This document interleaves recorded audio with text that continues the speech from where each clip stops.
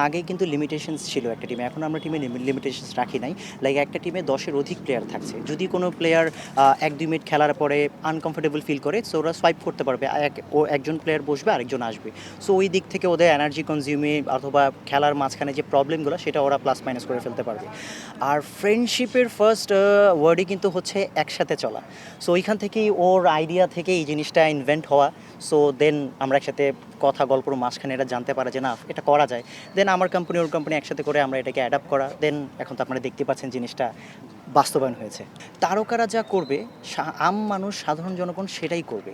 So ওই segment থেকেই আমাদের উদ্দেশ্য একটাই ছিল যে যারা নর্মাল বাংলাদেশী যারা জনগণ তারা কিন্তু খেলাধুলা থেকে অনেক দূরে ছুটে যাচ্ছে। সো তারা জানি আবার সেই মাঠে ফিরে আসে, বাংলাদেশে না আরও বড় বড় মাঠ হয়, খেলার আয়োজন হয়, লাইক বাংলাদেশ যেন সেই আগের মতো সুপার গ্রিন থাকে। ওই জন্যেই এটার সাথে থাকা।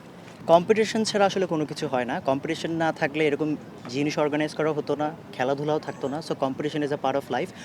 আর তারকাদের মধ্যে কোনো কম্পিটিশন নাই। They love each other very much.